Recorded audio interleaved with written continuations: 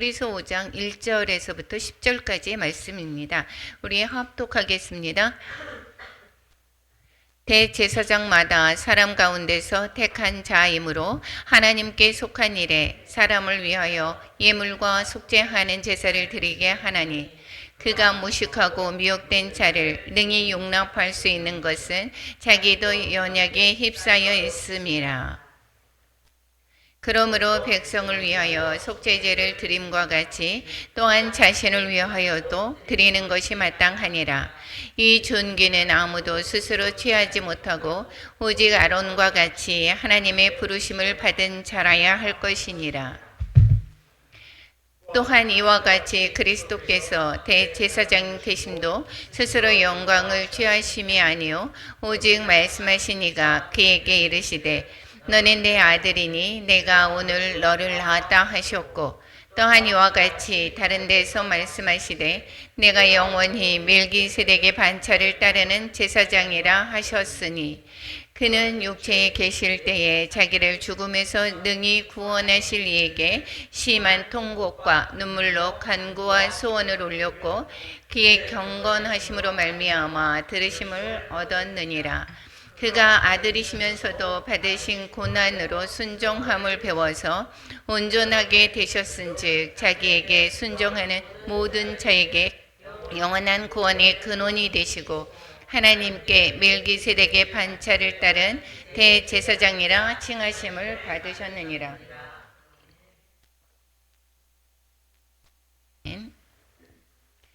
오늘은 히브리서 5장 하겠습니다. 5장. 대제사장 아론보다 뛰어나신 예수 그리스도라는 제목을 가지고 은혜를 나눌까 합니다. 그리스도의 우월성에 관해서 이제 그 고난 가운데 이때 이 히브리서의 기록 연대는 그 고난 때에 그 모든 히브리 사람들 그 그리스도인들을 또한 핍박할 때 로마의 대화살 사건으로 인하여서 이 기독교인에게 그 책임을 묻고 기독교인들을 다 그 잡아다가 또한 책임을 묻고 이제 핍박받는 그러한 시기, 그리고 이게 성전에 관해서 이게 말씀한 것으로 봤을 때에 제사에 관한 이러한 것들을 보았을 때에 성전이 무너지기 전인 것을 또한 생각해 볼 수가 있습니다. 그래서 이때의 기록 시기로 보면 한 68년도 이때를 보고 있습니다. 이때 요 전에서 그 베드로의 순교가 있었고 또한 사도 바울의 순교가 있었을 것입니다. 이 고난 가운데 다시 돌아간다 얘기했습니다. 이거 계속해서 말씀을 드립니다. 그래서 이 그리스도가 어떠한 분이라는 것을 잘 모를 때 믿음을 버립니다. 우리가 믿음을 버리지 않는 것은 예수 그리스도만이 구원자 되시고 예수 그리스도만이 우리의 복의 근원이 되시는 것을 우리는 알기 때문에 어떠한 상황이 와서도 이 예수 그리스도를 저버리지 않는 것. 내가 힘들고 어렵다라고 해서 이제 더더욱이 세상 가운데로 나가서 세상에 또한 방법대로 가지 않는 것. 왜 그렇습니까? 예수님의 어떠한 분이라는 걸 우리가 알기 때문인 것입니다. 그래서 여기에서 이 히브리 사람들, 즉 히브리서라고 이름을 붙였듯이 이 유대인에게 이 편지를 보내는 것은 그리스도인인 유대인이 되겠죠. 그들이 예수님을 잘 모르고 다시 옛것으로 돌아가는 것을 방지하기 위해서 예수님의 그 우월성을 계속해서 말씀하고 있습니다. 선지자보다 우세하다, 천사보다 우세하다. 너희들이 알고 있는 천사 숭배사상, 천사가 중개 역할을 했다 이야기하는 이 모든 것보다 우세하다. 모세보다 우세하다. 율법의 그 전달자였던 이 모세보다도 우세하다. 그리고 안식을 주셨는데 영원한 안식이 아니지 않았느냐? 여호수아가 이 가나안 땅으로 이끄는 것은 영원한 안식이 아니다. 이 영원한 안식으로 인도하시는 분은 바로 예수 그리스도시다. 이렇게 그리스도에 대한 우월성에 관해서 1장부터 4장까지 말씀하고 있었습니다. 그리스도 사역의 우월성을 얘기하는 것은 제사장은 그때의 그 첫 제사장이 누구였습니까? 아론이었습니다. 대제사장이 아론이었습니다. 아론을 또한 이해를 시를 하면서 그러면서 이 예수 그리스도의 제사장직과 비교하면서 이 아론의 제사장직보다 더 우세하다는 것을 말씀하는 것이 바로 오늘 5장의 말씀인 것입니다. 그래서 제사장, 그리스도의 사역은 제사장이 되시면서 성전이 되시면서 바로 제물이 되고 있죠. 그리고 그리스도인은 그러면 우리가 예수를 믿는 그리스도인은 어떠한가? 세상에 감당하지 못하는 믿음의 사람들이다. 어떠한 고난이 오든 핍박이 오든 우리는 예수 그리스도를 그래서 따라간다는 거죠. 그래서 순교를 할 수 있는 것은 왜 그렇습니까? 예수 그리스도만이 우리의 구원자 되시고 예수 그리스도의 그 진가를 우리는 알기 때문에 어떠한 상황 속에서도 흔들리지 않을 수가 있게 되는 것입니다. 그렇기 때문에 어떠한 그 핍박과 고난 가운데서도 그리스도인은 믿음의 사람들은 변함이 없다라는 것입니다. 그래서 일제 시대 때에 그 신상 거기에서도 절하지 않는 것 이런 것들을 다 어떻게 됐습니까? 다 예수 그리스도를 붙잡은 사람들의 이야기입니다. 목숨을 바꿀 수 있는 것 이거 다 그리스도가 얼마나 위대한지를 아는 사람들인 것입니다. 그래서 이 지금 히브리서가 계속해서 말씀하고 있습니다. 이 예수 그리스도는 어떠한 분이다라는 거. 5장에서 그래서 제사장은 사람의 대표로서 이게 오늘 말씀이 오늘 새벽 예배에 했던 내용과 너무도 일치하고 있습니다. 많은 도움이 됩니다. 오늘 아침에 뭐 했습니까?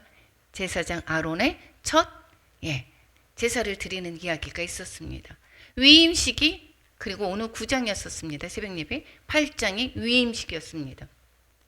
다시 한번 들어보시기 바랍니다. 제사장은 사람들의 대표로서 사람들 가운데서 이제 뽑습니다. 그리고 하나님의 임명을 받는 것입니다. 내가 제사장, 대제사장 하고 싶어. 욕심을 냈던 사람들은 어떻게 되죠? 너희만 그렇게 부르심을 받았느냐? 다 죽었습니다. 제사장은 사람들을 위해서 이제 속죄의 제사를 대신해서 드려지죠. 그런데 대제사장 아론도 어떻게 했습니까? 죄가 있습니까? 없습니까? 죄가 있어요. 사람이라서. 그래서 자신을 위해서도 속죄제를 드려야 된다라고 말씀을 했었죠. 그런데 이 아론의 후손으로 오지 않았던 이 예수 그리스도의 대제사장직은 이 그러한 인간적인 그러한 죄가 있지 않은 분이시다라는 거예요. 인간으로 오신 분은 그 대제사장직도 흠이 있기 때문에 죄가 있기 때문에 먼저 자신을 위해서 죄를 여기서 사함을 받아야 됩니다. 그래서 속죄제를 드리고 또 번제를 드리고 화목제를 드렸습니다.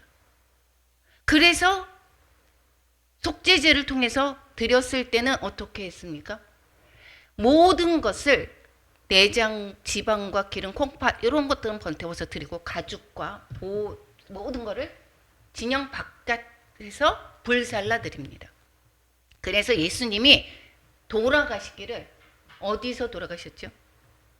영 밖에서 돌아가시는 것입니다. 그리고 번제로서 내가 그러면 죄 속죄함을 받았습니다. 번제는 내가 모든 것을 불태워 드립니다. 그것은 내가 모든 삶이 이제는 주님의 것입니다 라고 고백하는 것입니다. 나는 이제 내가 사는 것이 아니라 내가 죽었습니다. 이제 그래서 족장을 받았어. 나는 모든 삶이 하나님의 것입니다. 그래서 하나님과 화목하게 되었던 그것에 감사해서 화목제를 또 드려서 하나님과 화목하고 이웃과 화평하는 것. 이것이 바로 이 제사인 것입니다. 아론 대제사장을 위한 제사를 지내게 됩니다. 그런데 예수 그리스도께서는 흠이 없으시다라는 거예요. 그래서 아론의 반차를 타고 왔을 때는 그 흠이 있는 대제사장직이 되지만 이 예수 그리스도의 그 대제사장직은 아론과 다르다라는 것이고 죄가 없으시다는 것입니다. 멜기세덱의 반차를 쫓은 대제사장이시다라는 것이고 하늘의 그리고 대제사장이셨던 그 대제사장직을 이어받은 분이시다라는 것을 말씀하고 있습니다. 그러니까 아론보다 우세하다라는 것입니다. 그래서 그리스도는 구약의 대제사장보다 우월한 분으로 그리고 철저하게 순종의 사람이다라는 것을 말씀하고 있고, 이제 뒤쪽 부분에서 그래서 멜기세덱에 대한 설명을 이제 하기에 앞서서 신앙의 성숙이 어떻게 해서 필요하다라는 거. 이 미약한 너희들 신앙이 너무도 부족하기 때문에 신앙이 없으면 어떻게 해요? 어려운 일이 왔을 때 돌아서게 되죠. 그래서 신앙의 성숙이 필요하다라는 이야기를 그래서 11절에서부터 14절까지 이야기를 하고 있습니다. 그래서 이 5장에서는 아론의 대제사장직과 예수 그리스도의 그 제사장직, 대제사장직을 비교하면서 아론보다 우세하신 예수 그리스도다라는 것을 증거하고 있습니다. 이 지금 계속해서 이 히브리서는 증명을 하는 것입니다. 예수님이 얼마나 위대한지. 구약의 대제사장에 관해서 말씀하겠습니다. 이 구약의 대제사장 그 아론을 예를 들었습니다. 여기에 1절에 대제사장마다 사람 가운데서 택한 자다 얘기했죠. 예수님, 이 아론이 사람 가운데 택했습니다. 그래서 하나님께 속한 일에 사람을 위해서 중보 역할을 하는 거죠. 그래서 이 사람을 위해서 예물과 속죄하는 제사를 중간에서 중지하면서 여기에서 드려드리는 것입니다. 내가 속죄함을 받을 때 구약의 제사는 내가 스스로 나갈 수가 없습니다. 누가 하죠? 내가 다 안수하고 각을 뜨고 다 했지만 피를 뿌리고 이것은 대제사장이 하는 일입니다. 대제사장의 그 중개 역할이 필요로 하는 것입니다. 내가 아무나 그렇다고 내가 하고 싶으냐? 그렇지 않습니다. 아론에게 하나님이 택하시고 그리고 여기에서 옷을 입혔다라는 것입니다. 그래서 우리가 이 구약을 보면서 하나님의 말씀을 자꾸 알아가면서 어떻게 되느냐? 점점 하나님의 그 의중을 알게 됩니다. 하나님의 의중을 알게 되면 이 성경의 대로 하나님이 원하시는 것이 무엇인지를 알기 때문에 우리는 내가 잘못 갔던 길을 돌이키게 됩니다. 아론의 제사장직을 하나님이 택하신 것과 같이 오늘날 우리의 교회에서도 마찬가지입니다. 하나님의 옷을 입히신 것입니다. 내가 하고 싶어. 저 사람은 그래가지고 저렇게 변변찮아서 무슨 우리 교회를 이끌어간다고 해야지. 이렇게 하는 게 맞습니다라고 해서. 특히 저와 같은 경우가 더 우를 범할 수가 있겠죠. 질서의 하나님이십니다. 그래서 이것이 이 영의 질서가 있습니다. 그렇죠. 하나님은 이 택하신 자를 불러서 그 사람을 통해서 입혀주셔서 하나님이 거룩하게 한 거지 그 사람 자체가 거룩한 게 아닙니다. 그래서 아론도 속죄제를 드리고 번제를 드리고 화목제를 드리는 것입니다. 그래서 다만 여기서 이 제사장으로 됐던 아론은 내 마음대로 또 드립니까? 하나님이 정하신 규례를 따라. 아론이 그래서 뭐라고 했습니까? 모세에게 명령하신 대로 다 행하였더라. 내 스스로 잘못 드렸다. 나답과 아비후가 다른 불을 드림으로 말미암아 죽임을 당하죠. 내가 이렇게 하는 게 맞습니다. 저도 이전에 그랬었습니다. 그런데 이것이 정말 하나님이 부르신 일이 있고 그 또한 부르신 제사장의 그 어깨를 무게를 또한 느껴야 됩니다. 그래서 하나님의 명하시는 대로 하나님이 무엇을 말씀하시는지 오늘날 나에게는 하나님이 무엇을 말씀하시는지를 잘 알아야 되는 것입니다. 근데 대제사장은 거기서 하나님의 일을 하는 그냥 일꾼일 뿐인 것입니다. 의로워서 대제사장을 시킨 것이 아닙니다. 하나님의 그 부탁하신 것, 순종함으로 나아가는 것. 이것이 작든 크든 성전의 주인이신 하나님께 명하시는 대로 준행하는 사람이 바로 구약의 대제사장이었습니다. 이분은 이 대제사장은 속죄제를 드리게 되죠. 속죄제를 누구를 위해서? 자신을 위해서도 드리고 백성을 위해서도 드립니다. 그래서 여기에 이렇게 얘기하죠. 하나님께 속한 일에 사람을 위해서 예물과 속죄 하는 제사를 드리게 하고, 본인도 부족하기 때문에 이 모든 그러한 제사 지내는 그 사람의 마음을 알고 있습니다. 그래서 중재 역할을 하고 중보기도 하고, 그 백성을 위해서 속죄제를 드리는 것뿐만 아니라 그 백성들을 위해서 잘 가르치기도 합니다. 그래서 자신을 위해서도 여기서 속죄제를 드리는 것, 이게 아론의 그 구약의 대제사장이었습니다. 죄에 대해서는 하나님은 철저하게 요구하십니다. 우리가 죄가 있으면 우리가 하나님과 떨어진 그 이유가 뭐죠? 죄 때문이죠. 그래서 죄는 죽음이 없으면 죄 사함이 없습니다. 피 흘림이 없은즉 죄 사함도 없느니라. 죽음을 요구합니다. 죽음을. 근데 내 피를 바쳐야 되는데 이것을 짐승의 피로 대신하게 하나님은 하셨습니다. 그래서 하나님께서 취하셨다라고 했습니다. 하나님께서 임하신 겁니다. 사람 가운데서 취하신 대제사장을 통해서 속죄제를 드리게 합니다. 여기에서 우리가 권사의 직분을 받았습니다. 저 부교육자로 받았습니다. 전도사로 부름 받았습니다. 평신도로 부름 받았습니다. 이것이 내가 뜻대로 내 생각대로 내가 하고 싶어서 하는 것 같아 보이지만 하나님께서 그 사람에게 옷을 입혔다라는 것이고, 옷을 입혔으면 우리는 그 건의에 순종해야 되는 것이고, 그 질서에 우리는 따라가야 되는 것입니다. 그 대제사장을 통해서 하나님은 받으시겠다라는 것입니다. 다른 사람을 통해서 내가 속죄제를 드렸어? 그거는 안 받으시겠다는 것입니다. 그러니까 하나님의 그 질서를 통해서, 하나님의 그 대제사장을 통해서 속죄제를 드릴 때 하나님이 명하시는 법대로 드렸을 때에 그것을 받으신다라는 것입니다. 그런데 대제사장도 흠이 있기 때문에 먼저 자신이 속죄제를 드리고 하나님과 더 가까이 가서 화목이 된 다음에 그리고 백성을 위해서 또한 드려지는 것이고, 그런데 이 아론은 이것은 무엇의 모형입니까? 영원한 대제사장 예수 그리스도에 대한 예표이고 그림자인 것입니다. 그래서 참된 제사가 나왔으면 이것은 회지가 되는 것입니다. 그때 지금까지 아론의 대제사장 직기, 지금까지 짐승의 피 흘림의 제사, 이것은 없어진 것입니다.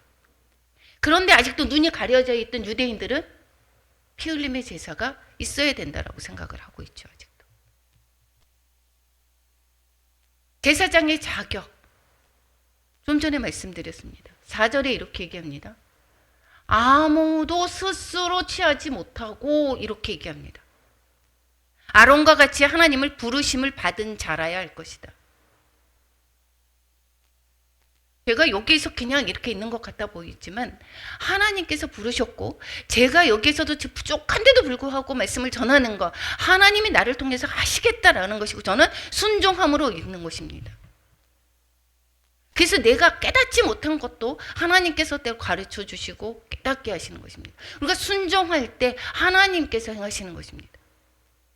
제사장은 그냥 일꾼에 불과합니다. 제사를 드리는 일, 백성을 가르치는 일.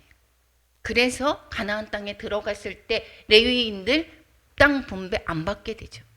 그래서 가르치는 일을 하기 위해서 각 지파 속에 레위들을 나누어서 있게 하죠.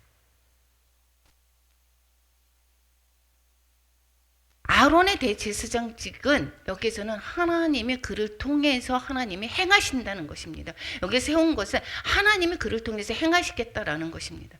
그래서 때로 저도 잘 이렇게 영적인 이렇게 흐름이나 이런 것들을 잘 이렇게 생각을 못했었는데, 제가 이 말씀을 점점 알게 되면서 이 하나님의 이 흩어지게 합니다. 분열시킵니다. 어둠의 영들은 분열을 시키죠. 그래서 담임 목사님을 세워놨는데 그 옆에 다른 분이 더 뛰어나다, 더 그 사람을 따른다. 이것도 문제입니다. 천장이 둘이면 어디로 방향성을 잃어버립니다.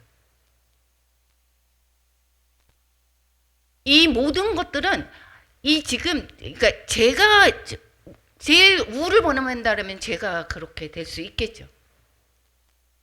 그런데 저도 마찬가지로 교회에서 나가는 방향을 그래서 순종하려고 합니다.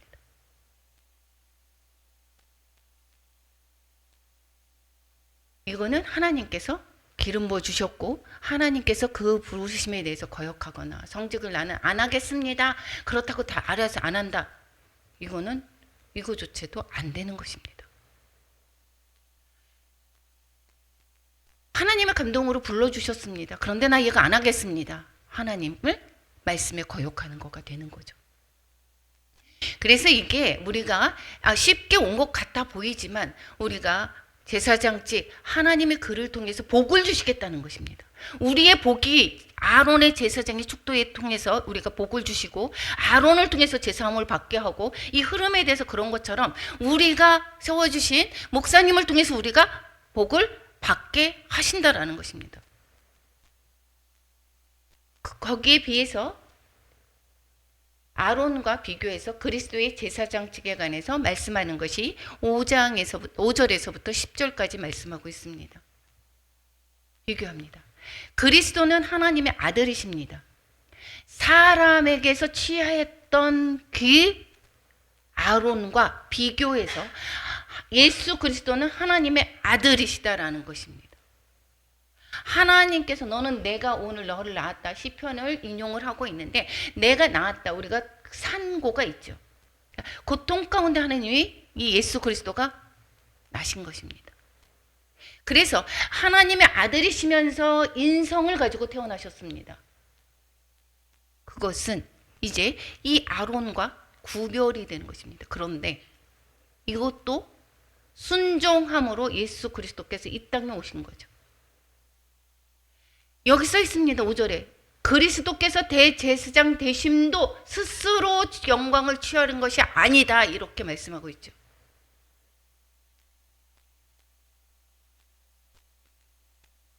하나님께서 대제사장을 세우신 거고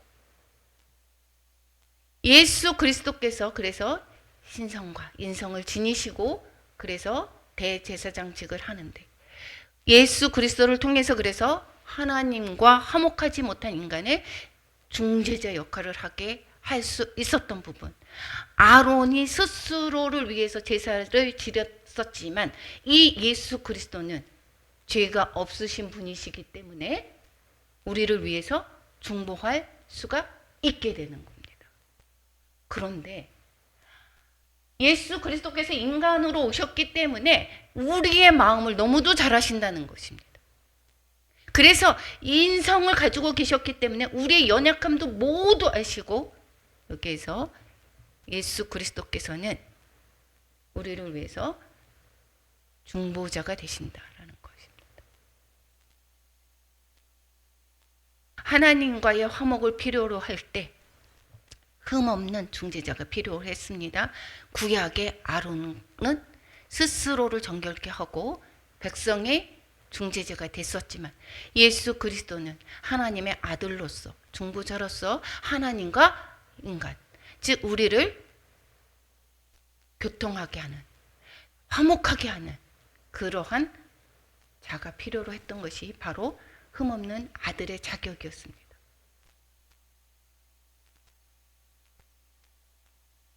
그렇기 때문에 예수 그리스도를 아론에 견주어서 보내신 것입니다. 벌써 자격에서도 벌써 틀리죠. 하나님께서 보내셨고 보내신 건 똑같습니다. 하나님이 취하셨습니다. 그런데 인간 중에서 택했고 예수 그리스도는 하나님의 아들로서 이 땅에 오셨다라는 것이 대제사장이다라는 것입니다.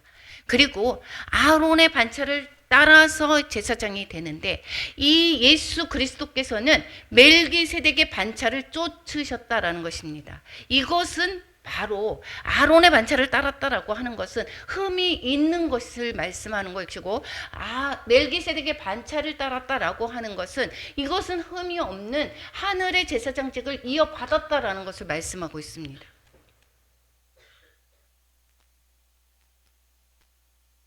그래서 멜기세덱의 반차를 따르는 제사장이라 하게 되었다라는 것입니다. 아론은 죄가 있는 분이고 예수 그리스도는 죄가 없으시다라는 것. 차이가 있지 않습니까? 그래서 아론보다 더 뛰어나신 예수 그리스도시다. 그래서 완벽한 중보의 역할을 할 수가 있는 분이시다. 이것이 인간을 택하신 그 반차를 따른 것이 아니라 하늘의 제사장을 제사장의 그 반차를 따라서 이 땅에 대제사장으로 오게 되신 분, 이것이 바로 예수 그리스도다라는 것을 말씀하고 있습니다. 죄를 처리를 하는 데에 있어서 중보, 우리가 죄가 있어서 죄를 처리하는데 이 중재자는 죄가 없어야 되는 것입니다. 그런데 아론은 죄가 있었기 때문에 스스로를 위해서 제사를 드렸어서 흠이 없게 하신 다음에, 그리고 백성을 위해서 제사를 드리게 하고 기도를 하게 되죠. 그런데 예수 그리스도는 완벽한 중보 역할을 할 수 있는 것은 바로 죄가 없이 이 땅에 오셨다라는 것이고, 대제사장의 역할을 그렇게 멜기세덱의 반차를 따라서 하게 되게 이유가 그렇게 된 것이다라고 말씀하고 있습니다. 그래서 예수 그리스도께서는 눈물로 간구하신다 이렇게 말씀하고 있습니다.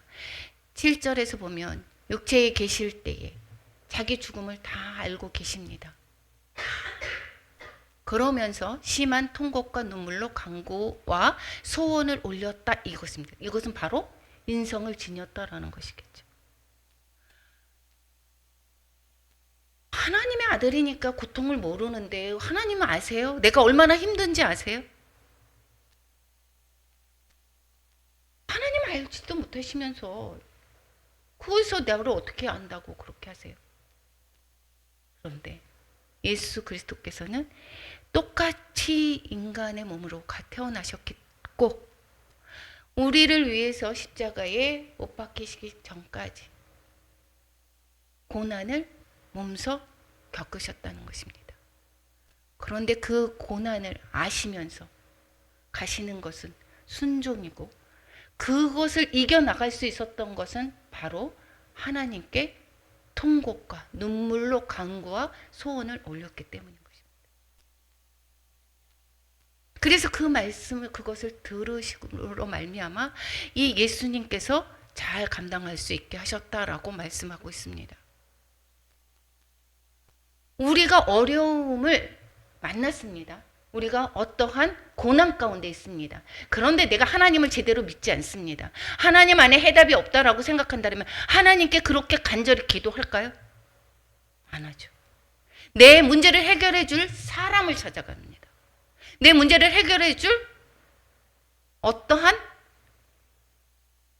대출을 알아본다든가 돈이면 이러한 인간적인 방법을 취합니다. 그런데 내가 어떠한 고난도 주님은 다 아시기 때문에, 나보다 나를 더 잘 아시는 그 분이 내가 기도할 때 그 모든 고난에서 나를 구원하신다라고 말씀하고 있습니다. 그래서 예수님은 항상 기도하셨다라고 했습니다. 계속 사역 가운데도 기도하러 올라가셨다. 기도하셨다. 가장 그 겟세마네의 기도가 드러났죠. 그래서 이 겟세마네 기도하면서 응답하시면서 잘 십자가의 그 고난을 잘 감당하실 수가 있었고, 그리고 죽음에서 부활하시고 뿐만 아니라 영원한 대제사장이 되셨음을 우리는 알 수가 있게 되겠습니다. 우리가 기도한다라고 하는 것은 철저하게 신뢰할 때 기도합니다. 내가 하나님을 잘 알지도 못하는데, 잘 믿지도 않은데, 거기에 기도하는 것보다 다른 사람한테 부탁하는 게 더 잘 들어지는데 뭐하러 거기 하나님께 매달리겠습니까? 철저하게 하나님을 경외하고 믿는 거. 우리가 삶 가운데 정말 어려운 일이 있습니다. 그런데 하나님께서 응답해 주실 것을 믿습니까? 믿는다면 주님께 무릎 꿇는 것입니다. 이거는 확신에서 오는 것입니다. 그래서 이때 고난 가운데에 너희들이 정말 하나님 예수 그리스도에 관해서 정말 잘 안다라고 하면, 예수님의 그 고난 가운데서도 하나님께 기도하면서 이 모든 것들을 다 이겨내신 그 예수님이 우리의 중재자가, 중보자가 되시고, 그거와 예수님이 그 본이 되셨던 것과 같이 너희들도 하나님께 기도할 때, 그럴 때 그 고난을 잘 이겨나갈 수 있다라고 말씀하는 것입니다. 그리스도의 삶을 통해서 우리가 배우기를 원하십니다. 고난으로 순종을 배우기를 원하시는 것입니다. 우리가 고난이 없다라고 하면, 너무도 잘 나간다라고 하면 우리는 교만해집니다. 어떠한 일이 있었는데 너무도 잘 풀려요. 이것이 때로는 자랑이 아닙니다. 어떠한 궁극적으로는 복이죠.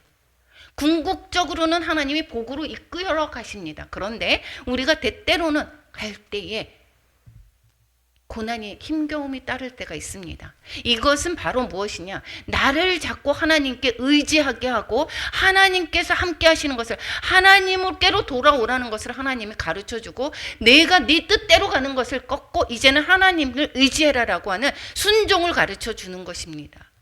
그래서 예수 그리스도께서 그것을 본을 보이셨다라는 것입니다. 하나님의 아들이시면서도 받으신 고난으로 순종을 배웠다, 이렇게 얘기하고 있습니다. 고난을 통해서, 그러니까 예수 그리스도께서 고난 주간이죠. 이번 주일부터 이제 사순절 기간을 지내고 있습니다.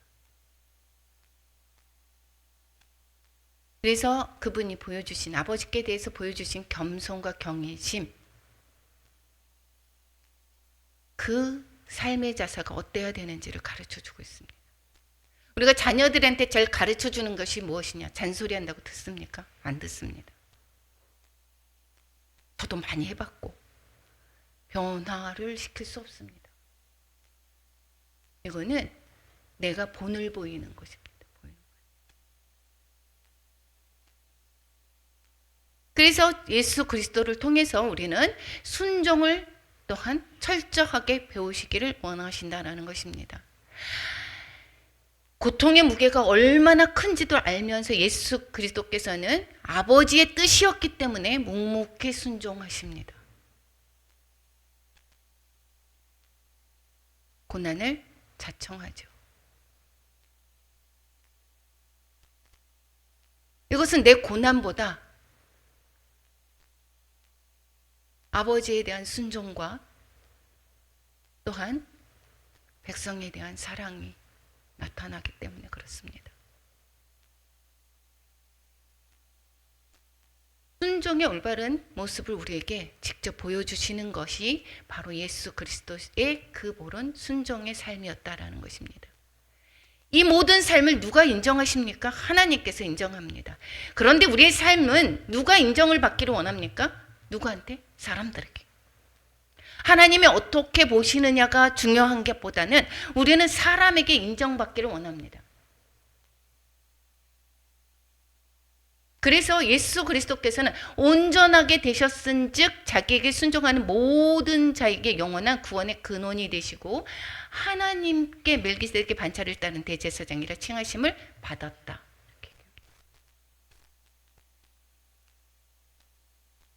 예수 그리스도께서는 하나님께서 인정하시고 대제사장의 역할을 할 수가 있게 되었던 것입니다. 구약의 아론은 어땠습니까? 계속해서 다른 사람의 속죄의식을 계속해서 행하는 것입니다. 이것은 완전한 구원을 되지 못했다라는 것입니다. 예수 그리스도가 단번에 속죄를 하심으로 말미암아 구원을 완성을 이룬 것입니다. 그렇기 때문에 이제는 우리는 더 이상 동물의 제사를 안 드려도 되는 것이고, 이 아론의 제사를 통해서 예수 그리스도를 가르쳐주고, 이 예수 그리스도께서 흠이 없으신 분이시고, 그리고 어린 양 그 속죄의 제물이 필요했던 것을 가르쳐주시고, 흠 없는 어린 양으로. 그리고 우리는 예수 그리스도를 믿을 때 그 사건이 바로 내 사건이 돼서 우리는 영원히 하나님과 화목할 수가 있게 된다라는 것을 가르쳐 줍니다. 이 구약의 레위기를 오늘 오전에 하면서 이 레위기가 그래서 되게 중요합니다. 이 레위기가 이전에 지났던 제사 방법을 우리가 알아서 뭐 하나, 이것이 아닙니다. 예수 그리스도를 계속해서 예표해 주고 있습니다. 구원은 사람에게서 완성될 자가 아무도 없습니다. 신천지 이만희를 믿어야 된다. 다 거짓말입니다. 아무도 없습니다. 구약의 대제사장들 가운데서 구원을 완성한 사람이 있습니까? 없습니다. 그래서 매번 제사를 드리는 거 아닙니까? 11절에서부터 14절까지 이 지금 히브리서의 그 수신자들이 영적인 미숙한 상태에 있는 것을 꼬집고 읽습니다. 그래서 그렇게 되돌아가려고 하는 상태를 이야기를 하고 있습니다. 이렇게 아론의 그렇게 제사함을 받고 너희들 구원을 얻었던 그것은 불완전한 제사였어. 불완전한 구원이었어. 예수 그리스도가 오심으로 말미암아 이제는 구약은 폐기가 되었고 예수 그리스도로 말미암아 우리는 구원의 완성을 이룬 거야. 예수 그리스도를 떠나면 구원을 이룰 수가 없다고 가르쳐 주는 것입니다. 그런데 이분들이 너희가 듣는 것이 둔하다. 예수 그리스도에 관해서 할 말이 많지만, 멜기세덱에 관하여서 대제사장으로 오신 예수 그리스도에 관해서 할 말이 많지만 너희가 영적인 미숙한 상태다라는 것을 말합니다. 그래서 가르침을 받아야 될 것이 처지다. 이때가 지금 68년경이라고 얘기했습니다. 그 정도 뒤쪽입니다. 예수 그리스도가 승천하신 지 30년이 넘었죠. 훨씬 됐습니다. 훨씬 35년 이상이 됐습니다. 그러니까 믿음으로 많이 지난 상태라는 거예요. 우리가 내가 믿음 생활이 얼마나 오래됐는데 그럼에도 영적인 초보가 너무도 많다라는 것입니다. 왜? 하나님의 말씀에 너무도 몰라서. 우리가 신앙의 연수를 자랑하는 것이 아니라 내가 얼마만큼 하나님의 말씀에 관해서 잘 알아야 가는지, 그래서 계속해서 저희 교회에서의 하나님을 더 알아가는 방법으로 무엇을 하고 있습니까? 하나님의 말씀을 듣는 것이고, 그리고 토요스쿨을 하는 것입니다. 그래야 내가 더욱더 하나님을 알아가고, 그리고 예배 가운데서 계속해서 나와서 믿음은 들음에서 나는 것입니다. 그래서 말씀을 듣는데 왜 통독을 하느냐? 이것은 전체적인 하나님의 그 의중을 알기 위해서입니다. 하나님의 뜻. 레위기가 이 히브리서 내용하고 얼마나 일맥상통으로 합니까? 그래서 어떠한 부분을 것이 아니라 전체적인 하나님의 말씀을 통해서 하나님의 의중, 저도 조금씩 점점 하나님의 마음을 알아가고 영적인 흐름을 알게 되고 하나님의 뜻이 무엇인지를 알게 되는 것입니다. 그래서 순종하려고 하는데도 제대로 안 될 때가 많죠. 그러면 회개로 나아가는 것입니다.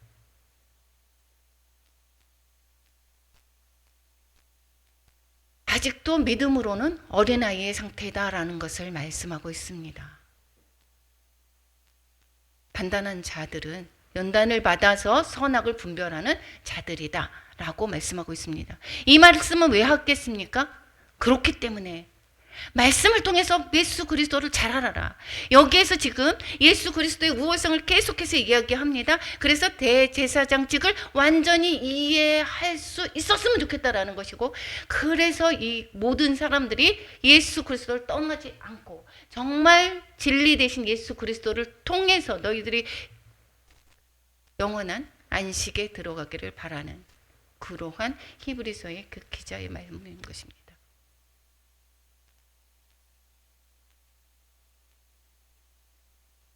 하나님이 어떻게 보시는지를 우리는 봐야 됩니다.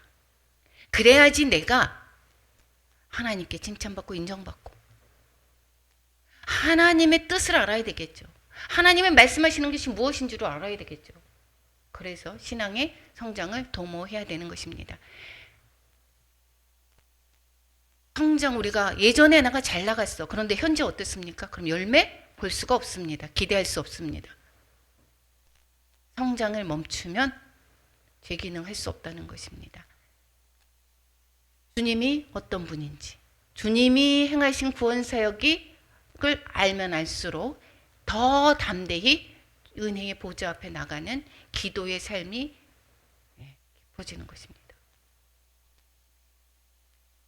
그래서 우리는 하나님의 말씀을 배워야 됩니다. 이의 말씀을 배우고 경험하는 일에 게으르지 말아야 됩니다. 내 마음이 나누어지면 이것도 하고 저것도 하고 저것도 이렇게 막 나누어지면 내가 어떤 것에 오로지 집중하기가 쉽지 않습니다. 이 히브리서를 통해서 제가 정말 저도 많이 깨닫습니다. 정말 많이 깨닫습니다. 정말 담임 목사님께 더 말씀을 순종해야 되겠구나. 그 질서를 잘 지켜야 되겠구나. 대제사장 아론보다 예수 그리스도는 우월하십니다. 이것을 말씀하고 싶은 것이 지금 바로 5장의 내용이고 이것이 8장까지 이어집니다. 5, 6, 7장까지. 그리고 성도들은 이제 그 예수 그리스도가 어떤 분인지를 분명하게 그래서 깨닫게 되기를 바라는 것입니다. 그렇기 때문에 예수 그리스도를 버리고 옛날에 유대교로 가지 말고 이제 온전히 순종하는 삶을 살라라고 하는 것이 바로 5장의 말씀인 것입니다. 우리 오늘 말씀을 통해서 다시 한번 우리 삶 가운데서 어떤 적용을 해봐야 될지 살펴보겠습니다. 우리는 믿음의 창시자인 예수를 바라봐야 되는 것입니다. 다른 것으로는 구원이 없습니다. 고난주간 이 오늘의 이 말씀 적용이 너무도 은혜가 됩니다. 예수 그리스도의 고난이 없었다면 우리는 구원을 이룰 수가 없습니다. 유교 문화권에 있는 우리가 어떻게 했겠습니까? 대제사장으로 오신 그리스도의 의미를 알아야 되는 것입니다. 왜 멜기세덱의 반차를 따라야 했는지 예수님이 아니고서는 우리가 구원을 이룰 수 없는 것을 그렇기 때문에 하나님이 이 땅에 보내셨고 예수 그리스도는 철저하게 순종함으로 말미암아 그것을 이루셨고 우리는 예수 그리스도로 말미암아 하나님과 화목하게 되었다라는 것이고 그런 것을 오로지 우리는 잘 알고 우리가 신앙의 연수를 자랑하는 것이 아니라 하나님의 말씀이 얼마나 아는지 하나님의 의중이 무엇인 것을 아는지 이것을 점점 자라나야 되는 것입니다. 성경을 읽을 때 잘 몰라도 괜찮습니다. 하나님의 성경이 언제 어느 때에 계시로 가르쳐 주는 때가 너무도 많습니다. 때로는 설명을 들으면서 말씀을 들으면서 그러면서 깨닫게 되기도 하고 때로는 내가 마음 가운데 어려운 고통을 또 느끼거나 내 삶 가운데 어려움이 있을 때에 그 말씀이 적용이 되면서 깨닫게 될 수도 있고 이렇기 때문에 이 말씀을 완전히 내가 다 알아야 된다. 이거는 있을 수 없습니다. 어떻게 하나님의 말씀을 내가 다 알 수 있겠습니까? 그럼에도 불구하고 우리는 하나님의 말씀을 의의 말씀을 배우고 경험하는 일에 게으르지 말아야 됩니다. 예배의 자리 정말 순종하며 나와야 되고 이 화목하게 되는 은혜가 너무도 감사하다. 그러면 예배가 중심이 되는 삶을 살 수밖에 없습니다. 그래서 말씀을 경외함으로 영적으로 장성한 사람이 되자라고 하는 것이 오늘 본문에서 저희들에게 주시는 그 교훈이 되고 우리의 삶 가운데 적용해야 기를 하나님은 바라시고 계십니다. 그때가 말씀이 그때 히브리 서가 그 사람들에게만 전해준 것이 아니라 오늘날 나에게 전해주는 말씀으로 듣고 오늘 삶 가운데서 순종함으로 나아가는 우리 모두가 되기를 축원합니다.